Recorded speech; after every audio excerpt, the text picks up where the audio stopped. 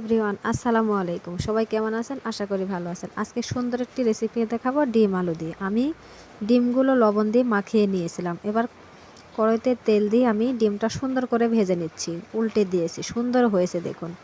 এবারে ডিমগুলো আমি টুকরা টুকরা করে কেটে নেব। এভাবে অবশ্যই রান্না করে দেখবেন। রুটি দিয়ে আর পরোটা দিয়ে এত যে স্বাদ, না খেলে বুঝতেই পারবেন না। তাই পেঁয়াজ রসুন কড়াইতে দিয়ে দিয়েছি। সাথে 3 টুকরা দারচালা, 3টা সাদা এলাচ, একটা কালো এলাচ, 2-3টা লবঙ্গ আমি দিয়ে দিয়েছি। এগুলো সুন্দর করে আমি ভেজে নিচ্ছি। অবশ্যই এই তরকারি সরিষার তেল দিয়ে রান্না করবেন, দেখবেন কতটা টেস্টি হয়। এবারে দিয়ে দিলাম আদা, রসুন এবং জিরা বাটা। আমি এগুলো একসাথে বেটে ফ্রিজে রেখেছিলাম, পরিমাণ মতো দিয়ে দিলাম। এবারে মশলাগুলো সুন্দর করে কষিয়ে নিচ্ছি। এর মধ্যে আমি হলুদ গুঁড়া আর মরিচের গুঁড়া দিয়ে দিয়েছি, লবণ তো দিতেই হবে।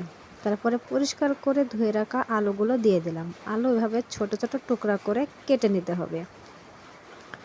আপনারা যারা আমার ইউটিউব চ্যানেলটি সাবস্ক্রাইব করেন অবশ্যই সাবস্ক্রাইব করে দেবেন আর ফেসবুক পেজে ফলো দেবেন। সুন্দর করে মশলার সাথে আলুগুলো আমি কষিয়ে নিচ্ছি। কষানো হয়ে গেলে পরিমাণ মতো পানি দিয়ে দিয়েছি। এবারে বলক আসা পর্যন্ত অপেক্ষা করতে হবে। দেখুন বলক চলে এসেছে। এবারে আমি ভেজে রাখা ডিমের টুকরাগুলো দিয়ে দিচ্ছি। আরও 3 থেকে 4 মিনিট রান্না করে নিতে হবে। আমি অফ ক্যামেরায় নামানোর আগে ভাজা জিরার গুঁড়া দিয়ে দিয়েছিলাম।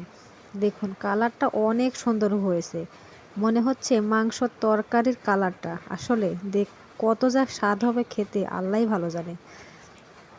অবশ্যই রান্না করবেন রেসিপিটি। আপনারা সবাই আমার সঙ্গে থাকবেন, আমিও আপনাদের সঙ্গে থাকব। মেয়েরা সব কিছু পারে। সংসারে অভাব অনটনের সময় কিভাবে চলতে হয় সেটাও মেয়েরা খুব ভালো করে জানে। আমিও শিখে গেছি। সবাই ভালো থাকবেন। আল্লাহ হাফেজ।